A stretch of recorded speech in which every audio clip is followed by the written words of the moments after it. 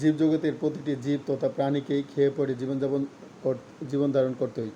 মানুষ জন্মের পর থেকে বাঁচার তাগিদে তার প্রয়োজনীয় দ্রব্য স্থিতি করতে শিখেছে। সভ্যতার অগ্রগতি হয়েছে আর দ্রব্যের প্রয়োজনীয়তাও বৃদ্ধি পেয়েছে। মানুষের মৌলিক চাহিদাগুলোকে পণ্ডিত মানুষেরা বিভিন্ন ভাগে ভাগ করে দেখিয়েছেন। খাদ্য, বস্ত্র, বাসস্থান, শিক্ষা ও চিকিৎসা ও শিক্ষা মোটামুটি 5 ভাগে চাহিদাগুলোকে ভাগ করা হয়েছে। আর এই চাহিদাগুলো পূরণের জন্য প্রয়োজনীয় দ্রব্য হচ্ছে নিত্য প্রয়োজনীয় দ্রব্য, যা না হলে মানুষের একদণ্ড চলে না।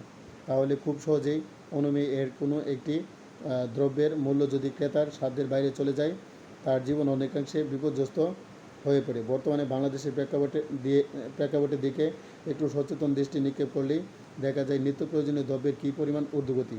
খাওয়া পড়ার জন্য প্রয়োজনীয় ব্যবহৃত প্রতিটি দ্রব্য সামগ্রীর দাম হু হু করে বেড়ে চলেছে। সাধারণ মানুষের ক্রয় ক্ষমতার বাইরে অবস্থান করছে দ্রব্যের মূল্য। পড়ার জন্য ব্যবহৃত প্রতিটি দ্রব্য সামগ্রীর দাম হু হু করে বেড়ে চলছে। এখন প্রশ্ন হচ্ছে, কেন বাংলাদেশে দ্রব্যের মূল্য বৃদ্ধি? খুব সহজে এর কারণগুলোকে চিহ্নিত করা যায়। ব্যবসায়ী শ্রেণীর মুনাফালোভী মনোভাবকেই এর জন্য দায়ী করা যায়। এছাড়াও ছোট ছোট কিছু কারণ রয়েছে, তবে সেগুলো গৌণ, মুখ্য নয়। মজুতদাররা দ্রব্য গুদামজাত করে বাজারে পণ্যের কৃত্রিম সংকট, আর্টিফিশিয়াল ক্রাইসিস সৃষ্টির মাধ্যমে দ্রব্যের মূল্য বৃদ্ধি করে। সাধারণ মানুষের ক্রয় ক্ষমতার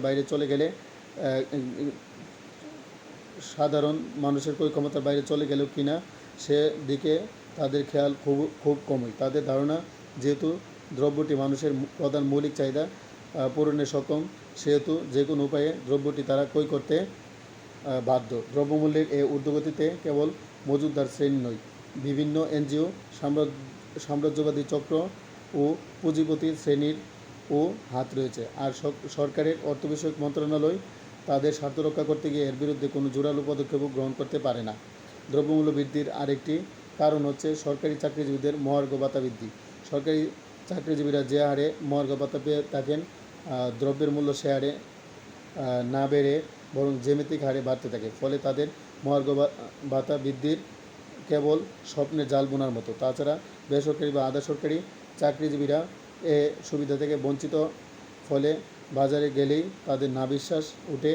তাই সরকার, সচেতন শ্রেণী ও সর্বস্তরের জনসাধারণের উচিত এর প্রতিকারের জন্য আশু পদক্ষেপ গ্রহণ করা।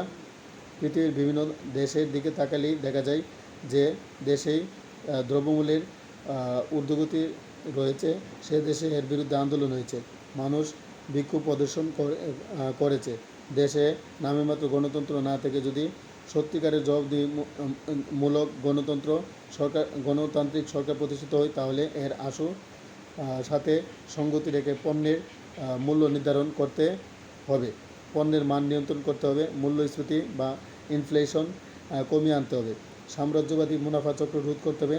তাহলে দ্রব্যের মূল্য হ্রাস পাবে, জনগণের হতাশা খুব দূর হয়ে শান্তি ফিরে আসবে। বাজারে পণ্যের মূল্য নির্ধারণে ভারসাম্য বজায় রাখার মাধ্যমে জনমানুষের চাহিদা পূরণ নিশ্চিত করতে হবে। আর এ ব্যাপারে বাস্তব পদক্ষেপ গ্রহণের জন্য সদাশয় সরকারের সুদৃষ্টি আকর্ষণ করছি। Bangladesh, India, Canada, Russia, France, America, Sweden, New Zealand, Australia, Tahiti, Fiji, Togo, Chad, Gabon, Equatorial Guinea, Ecuador, Peru, Japan, China, Cambodia সহ বিশ্বের সকল দেশে দ্রব্যমূল্যের ঊর্ধ্বগতি পরিলক্ষিত হয়। সুতরাং দ্রব্যমূল্যের ঊর্ধ্বগতি নিশ্চিত করার জন্য আমাদের বিশ্বকে ঐক্যবদ্ধভাবে কাজ করতে হবে।